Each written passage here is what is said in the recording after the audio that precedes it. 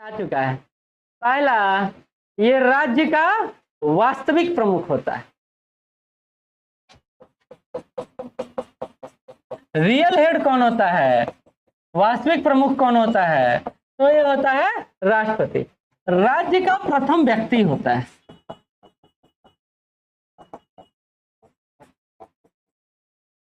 ये गलत लिखे हैं सही लिखे हैं, राज्य लिखे हैं तो सही है ना, इसका मतलब समझते हैं ना हम लोग।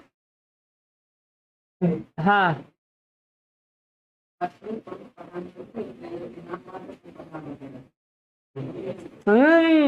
अप्लाइड फॉर्म में आप पढ़ेंगे।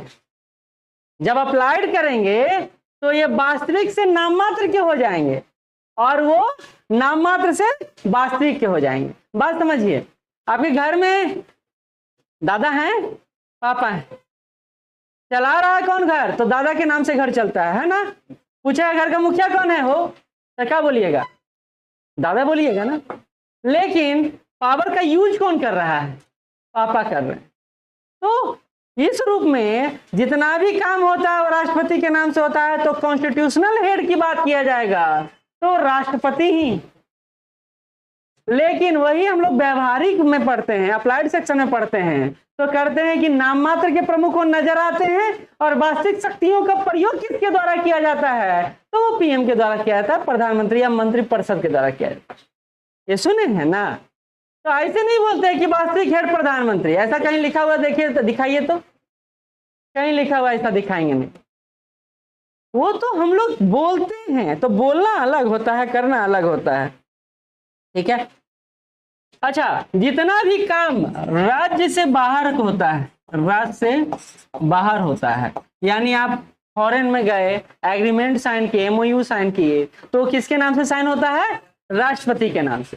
तो एमओयू जितना भी अन्य राज्यों से साइन होता है, यानी अन्य देशों से एग्रीमेंट होता है, तो किनके नाम पर होता है, राष्ट्रपति के नाम पर होता है।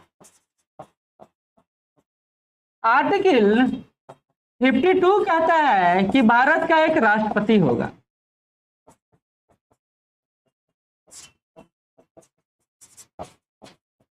आर्टिकल 52 से 78 तक राष्ट्रपति के बारे में उपबंध किया गया है।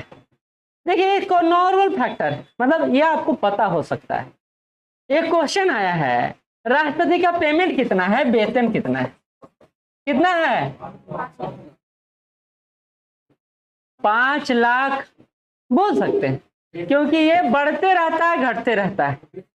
हाँ, 5.9 अभी सुनिए, आप पढ़िएगा। 5 लाख पढ़ रहे थे 4 साल पहले ही जब क्वेश्चन आया था। 4 लाख नहीं, उस समय 2.5 लाख था, 2.5 लाख से 5 लाख हुआ। हालांकि इनका जो मूल वेतन जुड़ते घटते रहता है, उसके कारण 5.9, 5.6 ऐसे सुनिएगा, तो ये वैरी करते रहता है। लेकिन अभी 5.9 जो एक्स्ट्रा भत्ता उनको ये सब मिल रहा है। ठीक। अच्छा, भारत में राष्ट्रपति की स्थिति कैसी है, तो ब्रिटेन के राजा के समान, ब्रिटेन के रानी के समान। बस अंतर इतना सा है कि हम लोग वंशानुगत नहीं हैं और वो वंशानुगत, मतलब उनका बेटा उनका बेटा उनका बेटा और उनकी पत्नी क्वीन बनते आ रही हैं। तो ये छोटा सा बात है। अच्छा, एक क्वेश्चन सिंपल सा है, द्रौपदी मुर्मू जी जिनसे पूछेंगे वही बताएंगे। ठीक, किम में राष्ट्रपति हैं वर्तमान में भारत के। पानी लाइएगा ना, गिलास अच्छा रखा हुआ है।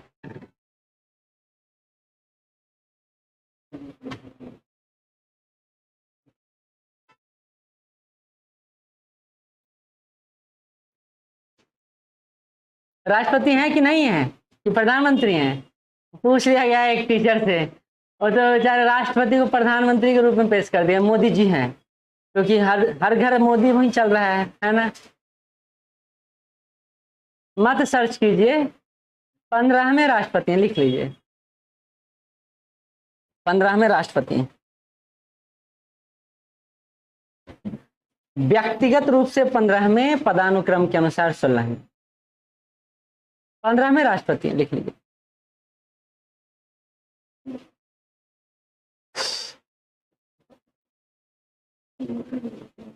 आज बहुत बात करना है, लेकिन राष्ट्रपति के बारे में नहीं बात करना है। हमको बात करना है, लेकिन वहां तक पहुंचे कैसे? पहुंचते हैं ऐसे।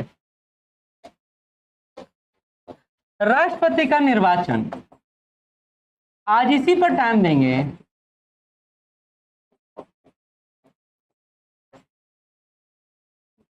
इलेक्शन ऑफ प्रेसिडेंट, इसी पर आज यही चल नहीं जाएगा यही।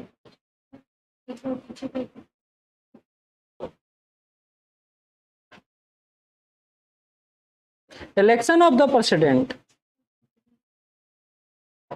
नहीं इंग्लिश में लिखवा दें क्या? इतना भी इंग्लिश तो लिख ही लेंगे, इतना तो हम लोग सब जानकार हैं। आर्टिकल 52 से 78 तक, वो थोड़ा चोंच ज्यादा आगे बढ़ गया है।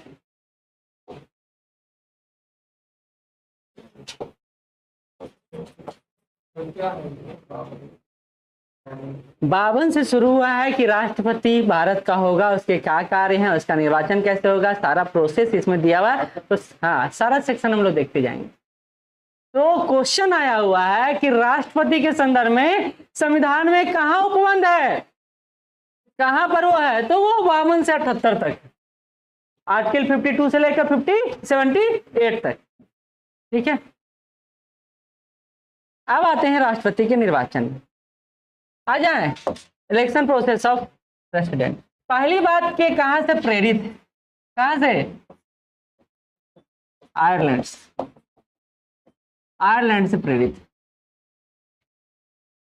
राष्ट्रपति का निर्वाचन निर्वाचक मंडल द्वारा होगा।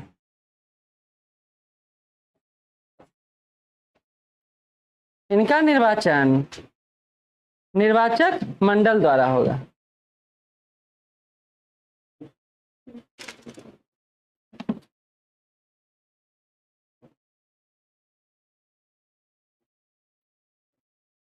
निर्वाचक मंडल क्या है? सबसे बड़ा बात यह है, इलेक्टोरल कॉलेज क्या है, तो इसको समझिए। पहले बात हम समझते हैं कि हमारे यहाँ जो निर्वाचित लोग हैं वही निर्वाचक मंडल में शामिल हो। पहली बात समझिए, निर्वाचक मंडल है जो इलेक्टेड होंगे, निर्वाचित होंगे, वही निर्वाचक मंडल का मेंबर बन सकते हैं। तो हमारे ध्यान में आना चाहिए कि निर्वाचित कौन कौन होते हैं, तभी ना हम बता पाएंगे। तो इसको अगर आप प्रोसेस में जाइएगा तो अच्छा से कर देते हैं।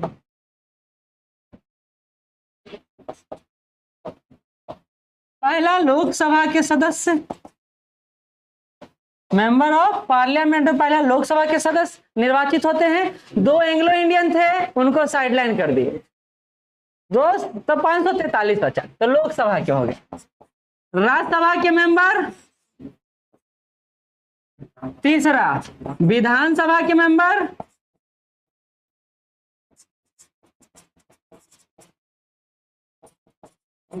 और कौन से मेंबर? पहले ही लिख चुके हैं, निर्वाचित मेंबर, निर्वाचित सदस्य।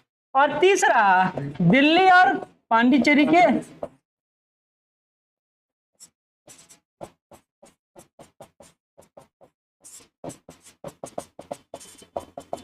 निर्वाचित सदस्य।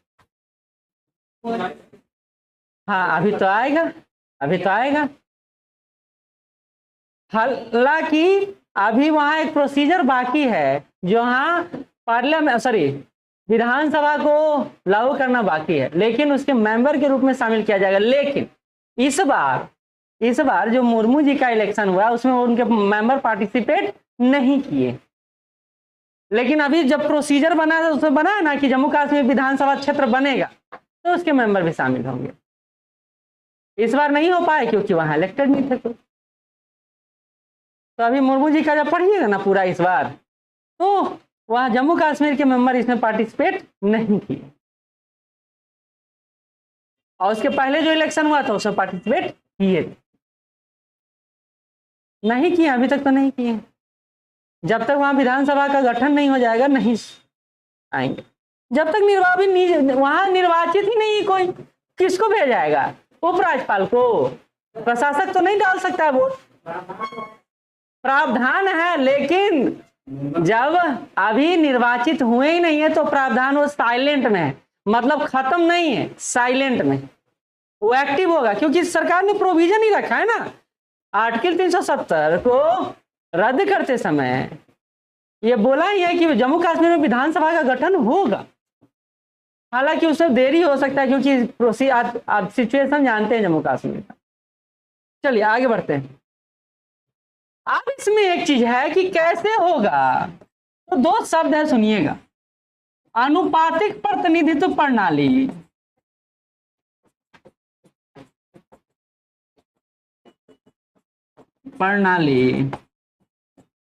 और एकल संक्रमणीय मत, एकल संक्रमणीय मत द्वारा। लिख लीजिए, इंग्लिश में लिख लीजिए, प्रोपोर्शनल रिप्रेजेंटेटिव सिस्टम, अनुपातिक प्रतिनिधित्व प्रणाली, प्रोपोर्शनल रिप्रेजेंटेटिव सिस्टम। और single transfer board, single transferable board, अनुपातिक प्रतिनिधित्व प्रणाली और एकल संक्रमणीय मत। लेकिन इसको समझने से पहले हमको दो सिस्टम समझाना है कि निर्वाचन हमारे यहाँ कैसे कैसे होता है, मतलब इलेक्शन सिस्टम कैसा है। पूरी दुनिया में दो तरह की निर्वाचन प्रणाली है। इलेक्शन प्रोसेस जो है दो तरह का है। पहला है first past the post system, first past the post system, English में भी यही है, पोस्ट सिस्टम।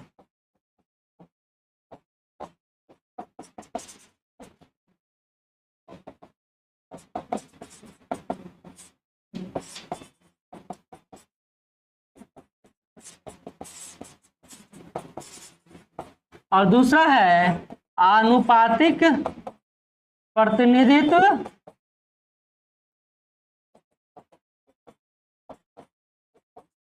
प्रणाली। दो है, प्रोपोर्शनल रिप्रेजेंटेशन सिस्टम, PRS, ये आप सुने होंगे सामान्यतः। अच्छा चलिए, हमारा अभी बता देता हूँ फिर इसको समझा देता हूँ। हमारा जो आम चुनाव हो रहा है वो first past the post system, और जो हमारा द्रौपदी मुर्मू जी का चुनाव हुआ, राष्ट्रपति का चुनाव हुआ या राज्यसभा मेंबर का चुनाव होता है, तो उसमें हम लोग किसका लागू करते हैं, अनुपातिक प्रतिनिधित्व प्रणाली को लागू करते हैं। अब हमारे सामने दिमाग में एक बात आता है कि आखिर ये है क्या, first past the post system क्या है। तो बोला जाता है रेस में जो घोड़ा सबसे आगे रहता है उसको विजयी घोषित किया जाता है। ये सुने हैं, सुने। अच्छा, ये रेस कैसे होगा, तो वोटिंग राइट से होगा। ये रेस कैसे होगा, तो वोटिंग के द्वारा होगा। मतलब हमको मन किया कि भाई हम भी MP बन जाए, हर किसी का दिली ख्वाहिश रहता है कुछ ना कुछ बन जाए, इसलिए आप भी यहाँ बैठे हुए हैं कि कुछ ना कुछ बने। तो हमको मन किया कि हम MP बन जाए और हम पटना निर्वाचन क्षेत्र से एक उम्मीदवार बने। अच्छा, तो हम विजयी कैसे होंगे, हम विनर कैसे घोषित होंगे, तो हमको पटना संसदीय क्षेत्र से या पटना सदर संसदीय क्षेत्र से हमको सबसे ज्यादा वोट पड़ता है तो हम विजयी हो सकते हैं, ये बात है। अच्छा, उसके लिए हमको 50% से ज्यादा वोट नहीं लाना है, ये याद रखें। हमको क्या करना है, सिर्फ ज्यादा वोट लाना है। हाँ, अगर 15 उम्मीदवार हैं तो 15 में हमको 5 वोट ज्यादा मिल गया तो हम विजयी घोषित हों। तो first part the post system को और अच्छे से समझिए। हम पूरे भारत को विभिन्न निर्वाचन क्षेत्र में बांट देते हैं।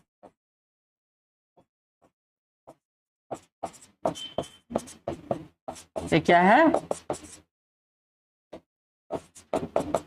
निर्वाचन क्षेत्र। यानी हम एक देश को, एक राज्य को विभिन्न इकाइयों में डिस्ट्रीब्यूट कर देते हैं और उससे फिर चुनाव करवाते हैं, और चुनाव में पार्टिसिपेट करती है सामान्य जनता, यानी मैंगो पीपुल।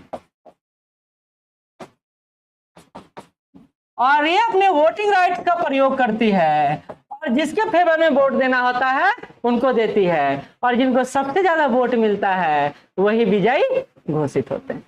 ये कोई बड़ा बात नहीं हुआ या हुआ? तो लिख लीजिए, इसको लिख लीजिए, first part the post system.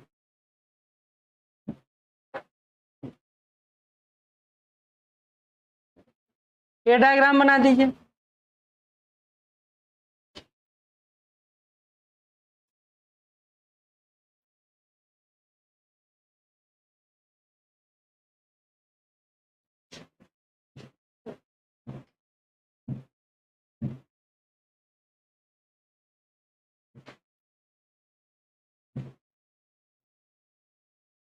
संपूर्ण देश को निर्वाचन क्षेत्र का होता है कॉन्स्टिट्यूएंसी।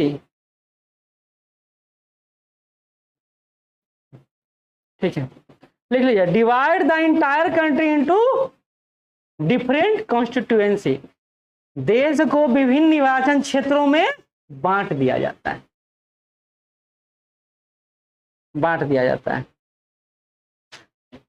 अच्छा, इसमें हम लोग कहते हैं कि हम लोग किसको चुनते हैं? ये बताइए, हम लोग किसको चुनते हैं? प्रतिनिधि को, रिप्रेजेंटेटिव। इसमें प्रतिनिधि का चयन होता है और इन्हीं प्रतिनिधियों के द्वारा राष्ट्रपति का चयन होता है। ये बात सही है? तो हम यहाँ first part the post system में हम लोग प्रतिनिधियों का चयन करते हैं। किनको इलेक्ट करते हैं? रिप्रेजेंटेटिव को इलेक्ट करते हैं। ठीक है, सेलेक्टिंग ए रिप्रेजेंटेटिव। फिर हम लोग क्या करते हैं? इसमें आम जनता द्वारा मतदान व्यवहार किया जाता है। आम जनता द्वारा मतदान व्यवहार किया जाता है। आम जनता द्वारा मतदान व्यवहार किया जाता है। Voting behaviour is carried out by the general people. आम जनता द्वारा मतदान व्यवहार किया जाता है और जो सबसे ज्यादा मत लाता है वही विजयी रहता है। अंतिम, जो सबसे ज्यादा मत लाता है वही विजयी रहता है। The one with the most votes win. जिसे सबसे ज्यादा वोट मिलता है वही जीतता है।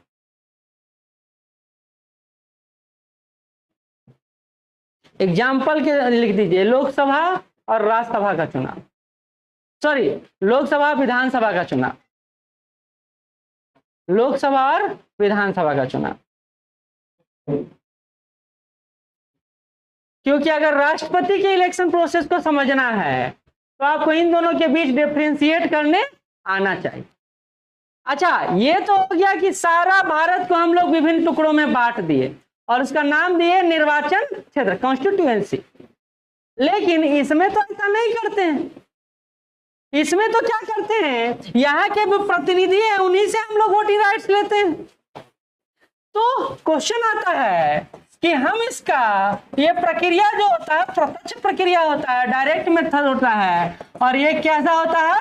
अप्रत्यक्ष, इनडायरेक्ट चुनाव होता है। बात सही है, गड़बड़ है? सही है। यहाँ हम पार्टिसिपेट करते हैं और यहाँ हमारे प्रतिनिधि पार्टिसिपेट करते हैं। तो हमारे प्रतिनिधियों को बांट देते हैं हम जो रिप्रेजेंटेटिव चुने वो दो रूपों में चुने।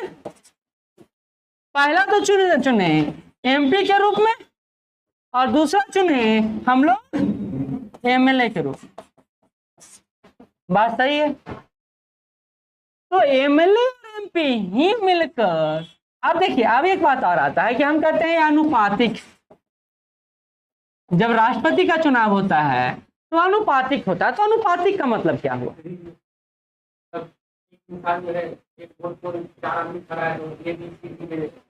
उसको एकल संक्रमणीय मत कहते हैं, सिंगल ट्रांसफरेबल वोटिंग सिस्टम कहते हैं। आते हैं, बिल्कुल। पहली बात तो ये याद रखिए कि हम लोग जनसंख्या का आंकड़ा लेते हैं 1971 से। अब ये समझिए अनुपातिक क्या है। अब देखिए, सारे लोग तो जा नहीं रहे हैं और हमको राष्ट्रपति का चयन करना है, ठीक है? तो हम क्या करें? तो हम सारे लोग को ले जाकर और वेस्टेज ऑफ मनी नहीं कर सकते हैं, क्योंकि ऑलरेडी हम लोग प्रधानमंत्री के रूप में चयन कर चुके हैं। तो एक क्वेश्चन भी पूछा गया है कि भैया आप राष्ट्रपति के चयन में प्रतिनिधियों का प्रयोग क्यों करते हैं, सामान्य जनता से क्यों नहीं इलेक्ट करते हैं, जैसे प्रेसिडेंशियल इलेक्शन सिस्टम में होता है।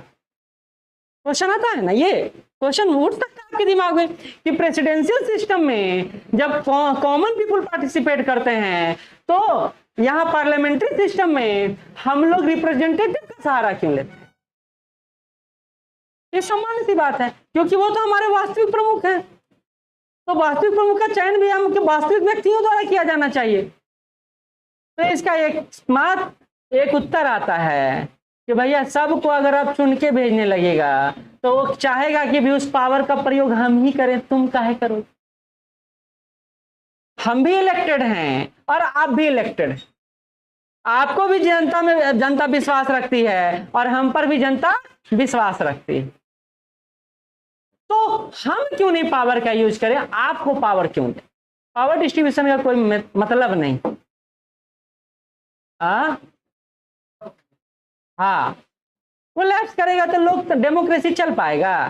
ट्रंप महोदय कहेंगे वैसे करो तो हमारे मोदी जी कहेंगे ऐसे करो, तो चल पाएगा, नहीं चल पाएगा। तो हमने इसलिए राष्ट्रपति की चुनाव प्रक्रिया को ही सांकेतिक रखा है। सांकेतिक मतलब क्या होता है, सिंबॉलिक है ये, कि आप बस दिख रहे हैं कि आपका इलेक्शन हो रहा है, लेकिन पार्टिसिपेट हैं कौन कर रहे हैं, तो जो एक प्रमुख वर्ग है वही कर रहा है, पूरा समाज नहीं कर रहा है। ये बात समझे। तो इससे कोलैप्स होने का सिचुएशन जो है क्रिएट नहीं होता है। तो इसलिए हम लोग क्या करते हैं, एमएलए और एमपी के वोट का निर्धारण करते हैं। किसके रिस्पेक्ट में, पॉपुलेशन के रिस्पेक्ट। इनके वोट की गणना करते हैं और उसके लिए हमारे पास एक सूत्र भी, ठीक है। लेकिन पहले आनुपातिक प्रतिनिधित्व प्रणाली क्या है इसको लिख लीजिए, क्योंकि आपको दिक्कत करेगा। अभी तो समझ लीजिएगा, बाद में जाके दिक्कत कर सकता है। इसको हेयर पद्धति भी कहते हैं। हेयर मॉडल जैसे सुने थे ना, हेयर पद्धति भी कहा जाता है। हेयर महोदय ने यह सिद्धांत दिया है, इसको हेयर पद्धति कहते हैं। इसको हेयर पद्धति भी कहते हैं, लिख लीजिए। हेयर प्रोसेस भी बोला जाता है। हेयर हेयर लिखे तो कहाँ लिखे, अच्छा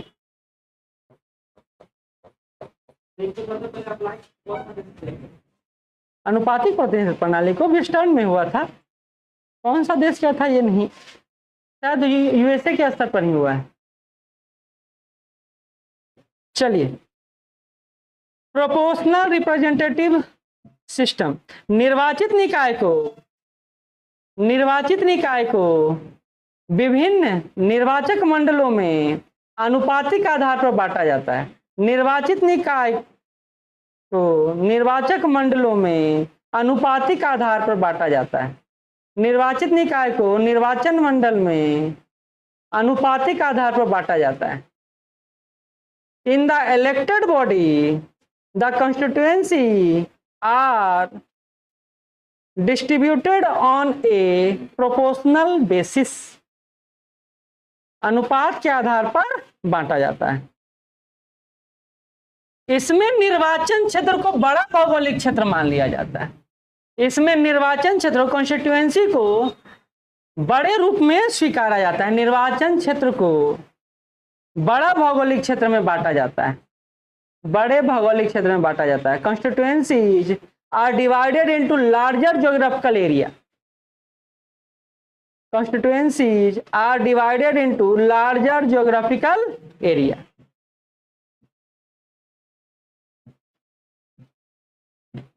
इसका मतलब समझे, दो बात समझिए।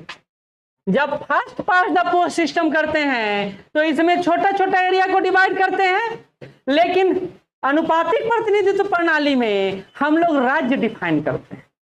ये बात समझिए, राज्य बड़ा या कॉन्स्टिट्यूएंसी बड़ा, राज्य बड़ा, भौगोलिक क्षेत्र इसका ज्यादा बड़ा होता है। तो इसकी अपेक्षा ये एक बड़ा भौगोलिक क्षेत्र है और एकल संक्रमणीय मत का प्रयोग, सॉरी वहां का चलेगा। First pass the post system में हम लोग छोटे छोटे निर्वाचन क्षेत्रों का चयन करते हैं। ठीक है, ये बात समझ में आया। महफूज कहाँ लगे हैं? नहीं लिख पाए तो पूछिए मेरे से। बगल वाले को भी डिस्टर्ब, आप भी डिस्टर्ब। अगला लिखिए, हम इसमें राजनीतिक दल को वोट देते हैं। यद्यपि इसमें भी राजनीतिक पार्टी को ही वोट दिया जाता है, ठीक है। इसमें विशिष्ट राजनीतिक दल को वोट दिया जाता है, votes for a political party.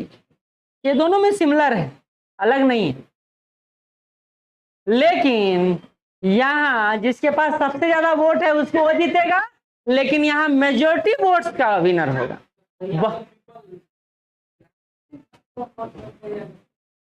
क्या राजनीतिक दल को रिप्रेजेंट करते हैं? हाँ, तो हमारा नाम होगा, लेकिन पार्टी सिंबल किसका होगा? बीजेपी का होगा। हाँ, तो वो तो बिना ऐसे भी तो हमारे लोग first past the post system में वो सिस्टम नहीं है। पवन सिंह, हाँ, तो ऐसा होता तो फिर व्यक्ति जीत के दिखा देते। व्यक्ति कहाँ जीतता है? पार्टी जीतता है। एनडीए जीता या यूपीए जीता या इंडिया गठबंधन जीता, ऐसे ना होता है कि आप बोलते हैं कि राष्ट्रपति जी जीत गए।